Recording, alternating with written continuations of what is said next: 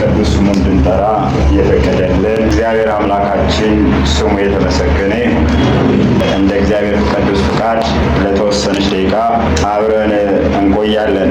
የትምህርታችን ርዕስ የሚሆነው የማቴዎስ ወንጌል ምዕራፍ 2 ከቁጥር 13 ላይ እንዲህ ይላል፣ እስከምነግር ድረስ በዚያ ተቀምጣለሁ ይላል። የማቴዎስ ወንጌልን ምዕራፍ 2 ከቁጥር 1 እስከ 16 ያለውን በሙሉ ስታነቡት ምንድን ነው የሚለው? በዛ ብዙ ነገሮችን ጠቅልሎ የያዘ ክፍል ነው። የመጀመሪያው ክፍልን ስንመለከተው ስለ ልደቱ ይናገራል። የኔና የእናንተ አምላክ ጌታችንና መድኃኒታችን ኢየሱስ ክርስቶስ በቤተልሔም ዋሻ መወለዱን፣ እመቤታችን ቅድስት ድንግል ማርያም በቤተልሔም እንደወለደችው ስለ ልደቱ ይናገራል። ጊዜው ስላልሆነ አሁን አናነሳውም፣ ጊዜው ሲደርስ እናየዋለን። ከዛ ስለ ልደቱ ከተናገረ በኋላ እንደገና እዛው ጋር ስለ ሰብአ ሰገል ደግሞ ይናገራል።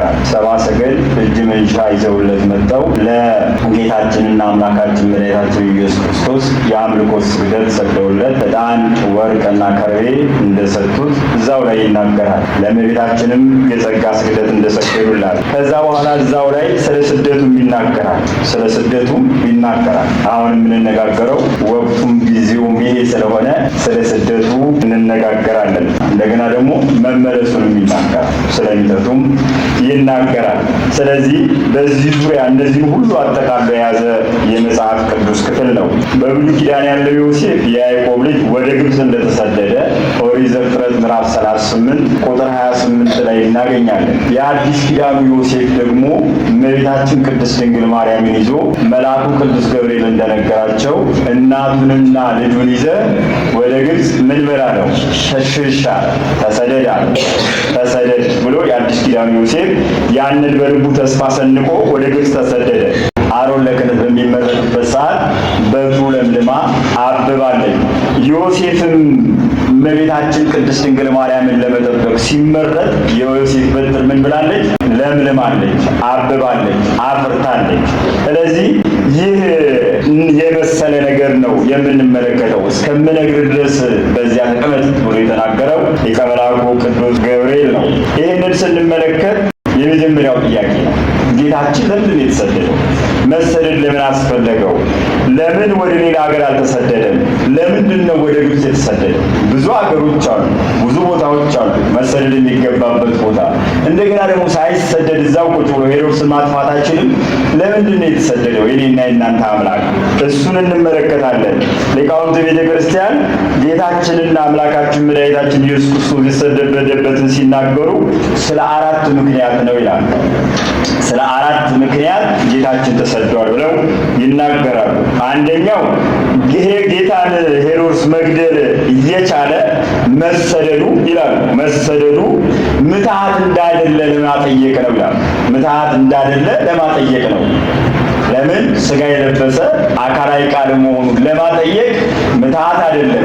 ይኸው ተሰደደ ተብሎ እንዲነገር ጌታ ሄሮድስን ሲፈልገው ሄሮድስን ማጥፋት እየቻለ አምላክ ወልደ አምላክ ሆኖ ሳለ እሱ ተሰደደ። ምትሃት አለመሆኑን ለመግለጽ ጌታችን ተሰደደ። ሁለተኛው ስደትን ለመባረክ ነው። በሰማዕታት ስደትን ለመባረክ ተሰደደ። የኔና የእናንተ አምላክ ሰማዕትነት ዛሬ አሁን በገና ደርዳሪው እንደተናገረው ታላቁ ሊቀ ሰማዕት ብለን እንደምንጠራው ቅዱስ ጊዮርጊስ በሰይፍ ብቻ አይደለም የምንሞተው። ሰይፍ ብቻ አይደለም ሰማዕትነት፣ ስደትም አንዱ ሰማዕትነት ነው። ከአንዱ ሀገር ሲያሳድዷችሁ ወደ አንዱ ሀገር ምን በሉ ተብለዋል? ሽሹ ተብለዋልና። ስለዚህ ሄሮድስ ጌታን ሊገድለው ይፈልገዋልና ሕፃኑንና እናቱን ይዘ ወደ ግብፅ ምን በላለው? ሽሽ አለ። ሽሽ ተሰደድ አለ። ተጓዝ አለው። ሂድ አምልጥ አለው። ስደት አንዱ ሰማዕትነት ስለሆነ ሰማዕትነት በእሳት መቃጠል በስለት መቆረጥ ብቻ አይደለም። አገርን ጥሎ መሰደድም ስደት ነውና ሰማዕትነት ነውና ሐዋርያው ቅዱስ ማቴዎስ የማቴዎስ ወንጌል ምዕራፍ 5 ቁጥር 10 ላይ እንዲህ ይላል፣ ስለ ጽድቅ የሚሰደዱ ብፁዓን ናቸው መንግሥተ ሰማያት የእነርሱ ናትና። በተለይ አንቀጸ ብፁዓን ስታነብ ዳረጎቱም ጭምራል። ዋጋውን እዚሁ ነው። ስለ ጽድቅ የሚሰደዱ አለ። ከዛ በኋላ ብፁዓን ናቸው ካለ በኋላ ደግሞ ምን አለ? መንግሥተ ሰማያት የማን ናት አለ? የእነርሱ ናት። ከነ ዳረጎቱ ነው የሚያስቀምጠው አንቀጸ ብፁዓን። የሚያዝኑ ብፁዓን ናቸውና መጽናናት ያገኛሉ ብሎ ስለ ጽድቅ የሚሰደዱ ብፁዓን ናቸው መንግሥተ ሰማያት የእነርሱ ናትና። ጽድቅ ምንድን ነው ስንል እውነት ማለት ነው። እውነትን መመስከር የሉቃስ ወንጌል ምዕራፍ 2 ላይ ቁጥር 6 ላይ ስናነብ የምናገኘው ዘካርያስና ኤልሳቤጥ ሁለቱም በእግዚአብሔር ፊት ጻድቃን ነበሩ ይላል። ሁለቱም በማን ፊት? በእግዚአብሔር ፊት ጻድቃን ነበሩ ብሎ ይናገራል። ጻድቃን ነበሩ ብሎ ይመሰክራል። ጽድቅን ሲተረጉሙት ሊቃውንቱ በመማር በማስተማር የጽድቅ ስራን የሚሰሩ የአብነት መምህራንን፣ የቆሎ ተማሪዎችን ጽድቅ የሚባለው አንዱ ይሄ ነው። የጽድቅ ስራ ማለት አንዱ ይሄ ነው። ወደ መንግሥተ ሰማያት መግቢያ መንገዱ ስለሚሰጡ መምህራን አባትህን ጠይቅ ይነግርህማል ተብሎ እንደተነገረው፣ ስለዚህ አባትን መጠየቅ እንደሚገባ ያስታውቅህማል ተብሎ እንደተነገረው፣ ስለዚህ ስለ ጽድቅ የሚማሩ የሚያውቁ መንግሥተ ሰማያት የእነሱ ናትና በማስተማር በምናኔ በንስሐ በሃይማኖት አሁን እናንተ ከንስሐ አባታችሁ ጋር ያላችሁ በንስሐ ሕይወት ውስጥ ያላችሁ ሰዎች ናቸው። ስለዚህ ስለ ጽድቅ የሚሰደዱ ስለ ጽድቅ መከራን የሚቀበሉ ንስሐን የሚገቡ ጽድቅን ለመቀበል የሚያደርጉት አንዱ ሰማዕትነትን ይናገራል። በሃይማኖት ምክንያት አገራቸውን ጥለው የሚሰደዱ ንዑዳን ክቡራን ናቸው።